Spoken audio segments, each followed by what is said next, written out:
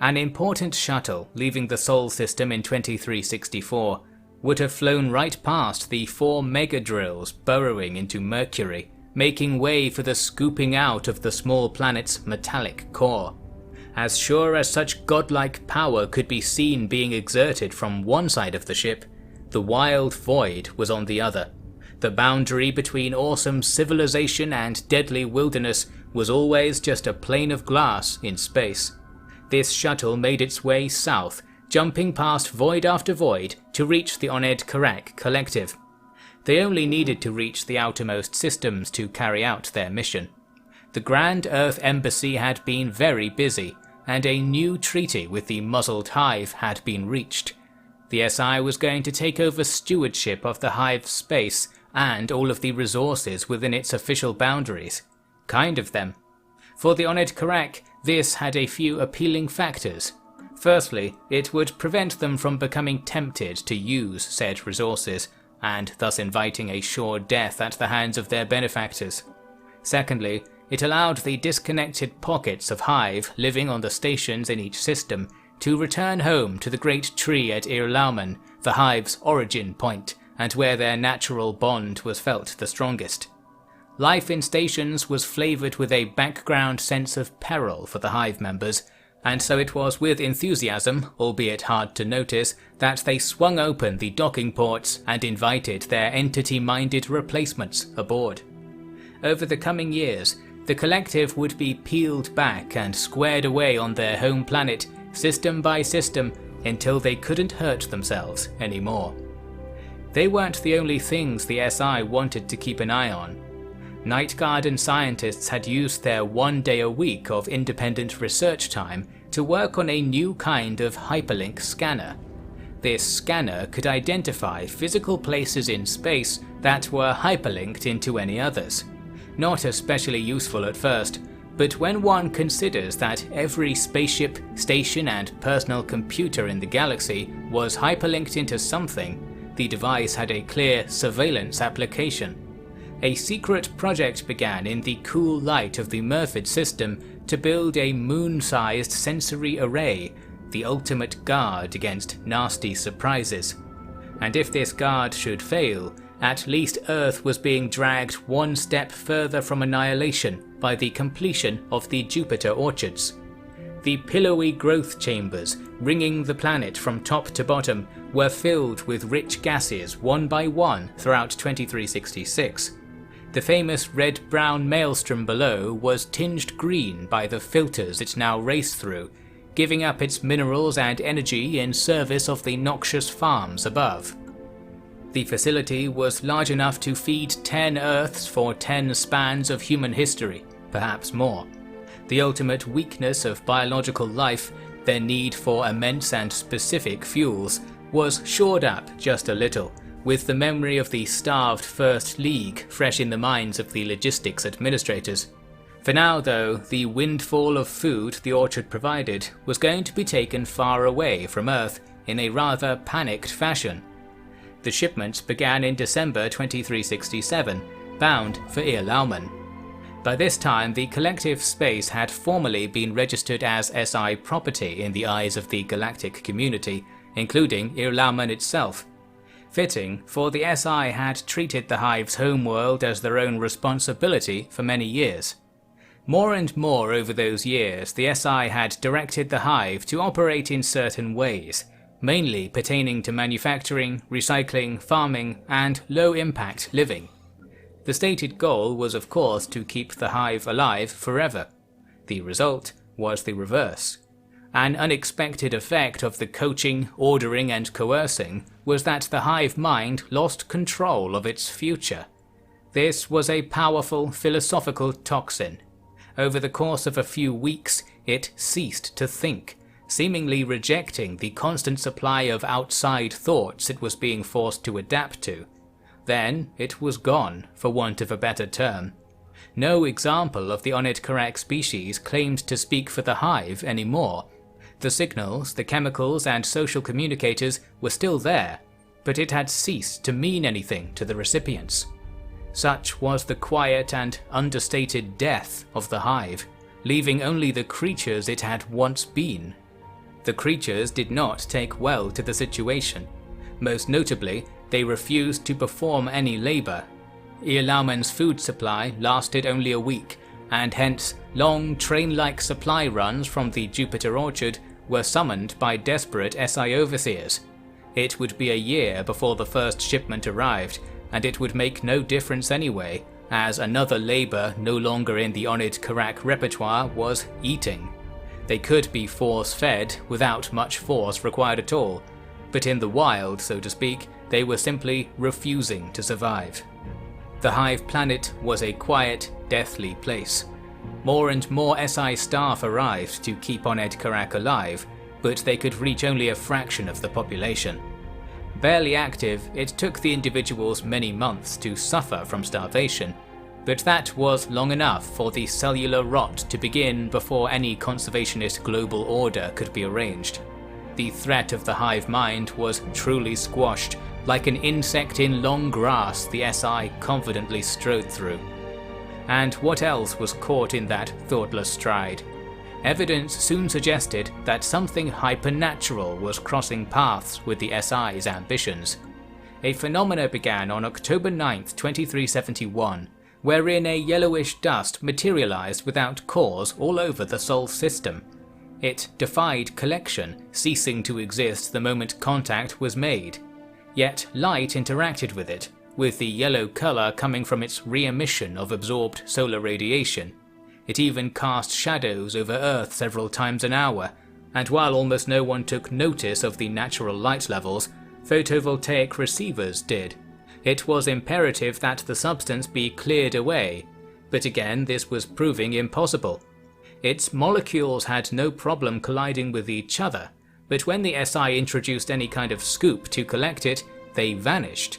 And when the scoop had passed, they appeared again, as if they had been submerged under water and then resurfaced. This wasn't too far from what was really happening. Further clues came from a report in the terrestrial engine channels later the same day. The Sovereign Stars and Coalition had encountered identical phenomena, in both cases isolated to their capital systems. The Sovereign Stars, never dreaming of weaponizing rare discoveries like their compatriots, had revealed all this to the other powers. Quickly it was clear that only the terrestrial engine had this clouding issue. This was enough of a clue for the Council of Peers to have their suspicions confirmed, for they and few others knew that the appearance of this cloud had coincided with the test activation of their hyperlink surveillance station in Murford. The three engine capitals were host to more hyperlink connections than anywhere else in the galaxy, on account of the ship beacons of all allied craft being routed to all of the administrations at once. As such, the monitoring station had primarily returned link data from these locations, right before the clouds appeared. While the mechanism was unknown, it was certain that their extra-dimensional probing had attracted extra-dimensional attention. Yet records revealed trace amounts of the cloud appearing for mere moments in various other high-traffic regions all across the galaxy, with a particular reading showing it pass over the event horizon of a black hole while emitting still detectable radiation. Those rare hyperphysical photons held the answer to the mystery. Their mathematical properties required that their waveforms spread over 10 separate spatial dimensions. That was where the clouds had disappeared to, and where the remaining clouds dipped into when disturbed. To put it simply, they travelled in a direction 3D creatures didn't have access to. Just as a 2D being on a screen can't see out, but there certainly is an entire world in that direction. It was theorized that by switching the hyperlink sentry station off, the remaining clouds would carry on their way in this unknown direction. It took weeks for arguments to be won on this, and eventually the MAD allowed the station to be shut down. The cloud remained. Ultimately, whatever had come to the third dimension, perhaps attracted by the hyperlink meddling, had been snagged and torn apart. The extra-dimensional visitor had carried on its way and left part of itself behind. It didn't come back for it, so it could be deduced that it didn't need to, or that it couldn't. The sentry station was reactivated without further incident, and the clouds left around the terrestrial engine capitals dissipated. It wasn't that the clouds were moving, only that they weren't affected by the gravity of the stars, and so as the stars carried on around the galaxy, the clouds were left to sink into the void. In 2373, the SI engineers stopped messing around. It was time to seize control of the galaxy in the manner long dreamed of by their predecessors. It was time to build a Dyson sphere. The star chosen for this epic experiment was Chirasix, a hyperlane terminus shooting off from the heavily built-up SCAT system. It was unsuitable for colonization, behind a heavily defended junction, but close enough to Earth that shipping Mercury's core metals there wasn't too great an expense. In the end, more than Mercury would be needed here. The Dyson sphere was to be a complete enclosure of the star, similar to the Penrose sphere being assembled on the other side of the galaxy. The catch was that it took a much bigger structure to house a pre-collapse star, and one that could deal with being superheated at all times. The purpose of the sphere was to turn the star's energy into electricity, the ultimate low-risk fusion power plant with yield greater than hundreds of planetary solar banks.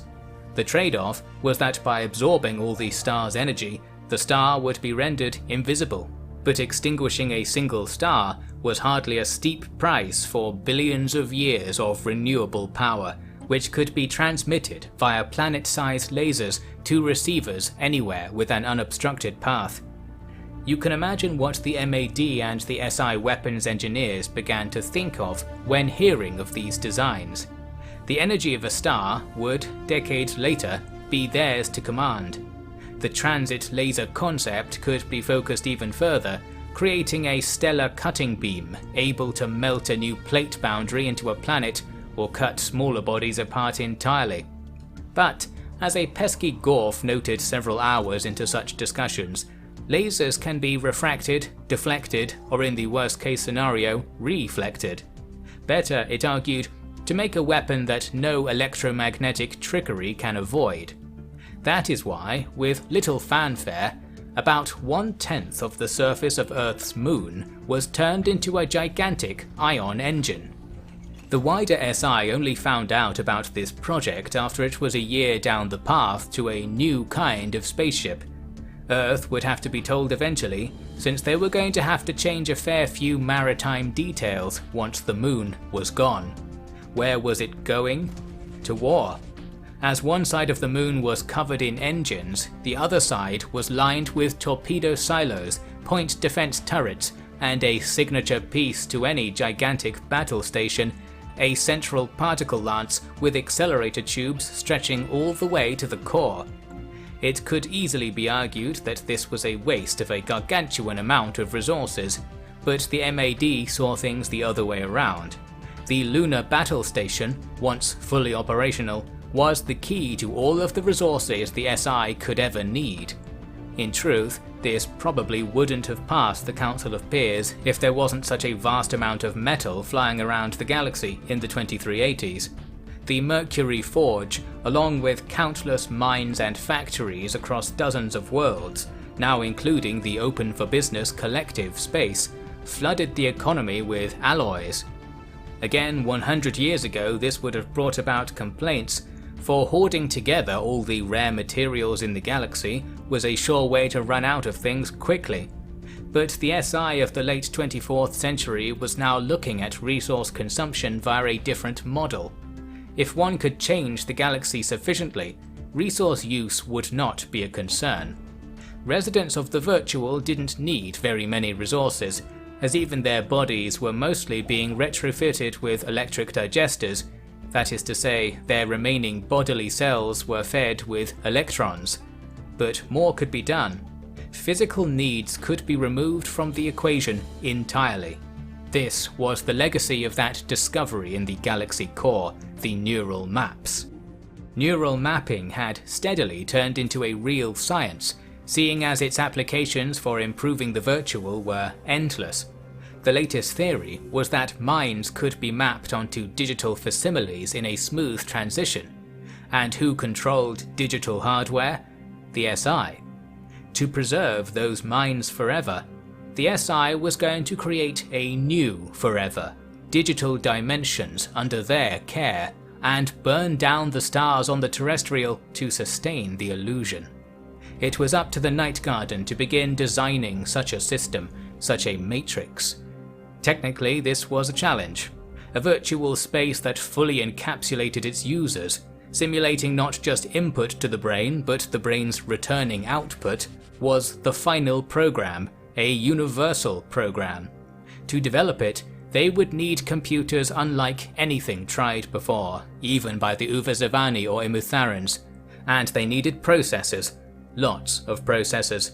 The Night Garden complex, by now a megacity sprawling over its planet, was about to skip right over being a city planet and become a processor planet. The silicon and iron making up the planet's crust was to be converted, rock by rock, into processors in situ.